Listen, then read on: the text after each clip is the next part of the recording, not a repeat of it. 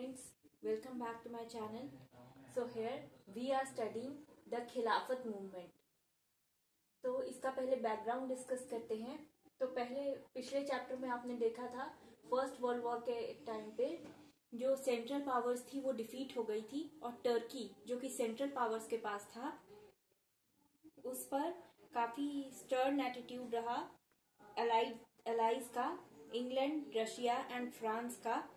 और खलीफा को, टर्की के जो खलीफा थे, he was removed from power. तो वहां के स्पिरिचुअल लीडर या सुल्तान ऑफ टर्की, टर्की के जो सुल्तान थे उन्हें बोला जाता था खलीफा. अब इनको मुस्लिम्स जो थे, इस्लामिक वर्ल्ड जो थी, मुस्लिम्स जो थे वो बहुत ज्यादा मानते थे और इन्हीं के रिस्टोरेशन ऑफ पावर के लिए, इनकी पावर को रिस्टोर करने के लिए इंडियन मुस्लिम्स ने स्टार्ट किया खिलाफत मूवमेंट.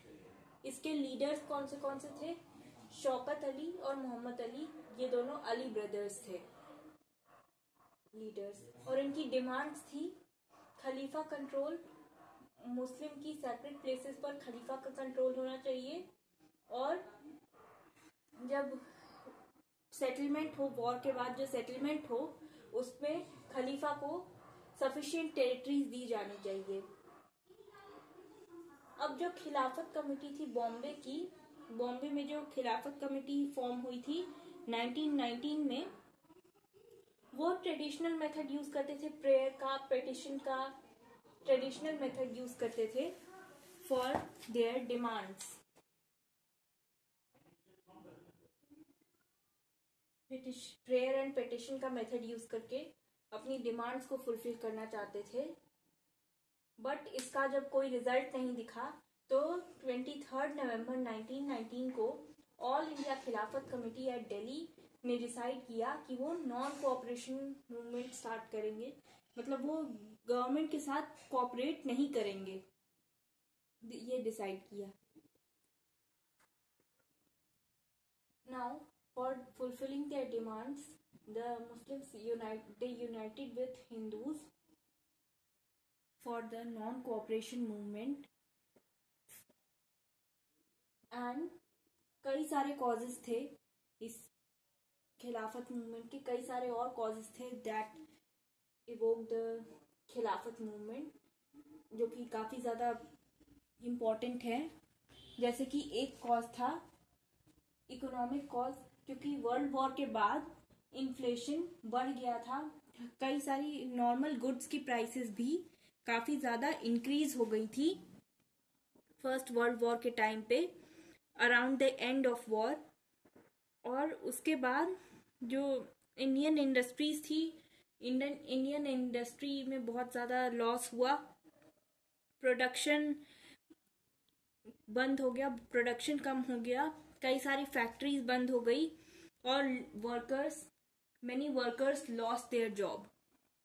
अब ऐसी सिचुएशन में नेशनलिस्ट को तो ऐसी गलत फहमी थी कि ब्रिटिश कुछ करेगी, but British government did not care कि अपने प्रोमिसेस ब्रिटिश गवर्नमेंट ने फुलफिल नहीं करे एज डिक्लेयर्ड. जैसे कि मोंटेग ने पहले प्रॉमिस किया था, ब्रिटिश गवर्नमेंट ने वो प्रॉमिस फुलफिल नहीं करे, जिसकी वजह से एंटी ब्रिटिश एटीट्यूड आ गया.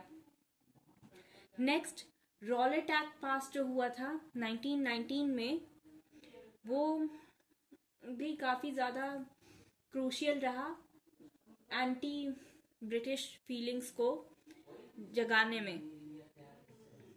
End of course Jallianwala Bagh massacre के बाद तो काफी ज्यादा जिन्हें ब्रिटिश से उम्मीद थी, अभी तक जिन्हें ब्रिटिश से उम्मीद थी, उनकी भी होप्स शैटर हो गई थी. नेक्स्ट बात करते हैं गवर्नमेंट ऑफ इंडिया एक्ट की, जिसे मोंटेग क्लेम्स फॉर रिफॉर्म भी कहा जाता था. अब ये एक्ट लाया तो गया था कि जो इंडिया की जो कांग्रेस की स्पेशली सेल्फ रूल की डिमांड है, उसे किसी तरह से उसके लिए, ताकि उसकी फुलफिलमेंट के लिए बट इसमें ब्रिटिश ने थोड़ा सा ज्यादा इंडिया का रिप्रेजेंटेशन बढ़ा दिया, but under British control only, जिसकी वजह से कई सारे लीडर्स डिससैटिस्फाइड थे. Now after few time Gandhi ji became the president of all India Khilafat movement. All India Khilafat committee के गांधी जी प्रेसिडेंट बन गए. And he adopted a moderate policy in the early stage. अब इसके बाद सेंट्रल खिलाफत कमेटी की जो एक मीटिंग हुई 1920 में जून में, उसमें नॉन कोऑपरेशन अडॉप्ट किया गया. अब this fact was very much criticised by many other Congress leaders like Annie Besant, Madan Mohan Malviya, C R. Das. तो उनका आर्ग्यूमेंट था कि जो कांग्रेस है वो एक कांग्रेस का सेक्युलर कैरेक्टर इससे खत्म हो जाता है, क्योंकि because Congress is more drawing towards Muslim cause. तो इसकी वजह से उसका सेक्युलर कैरेक्टर खत्म हो जाता है. तो उनका मानना था कि कांग्रेस को एक सेक्युलर ऑर्गेनाइजेशन ही रहने दें, rather than supporting मुस्लिम कम्युनलिज्म. अब आगे क्या हुआ ये हम अगली वीडियो में देखेंगे.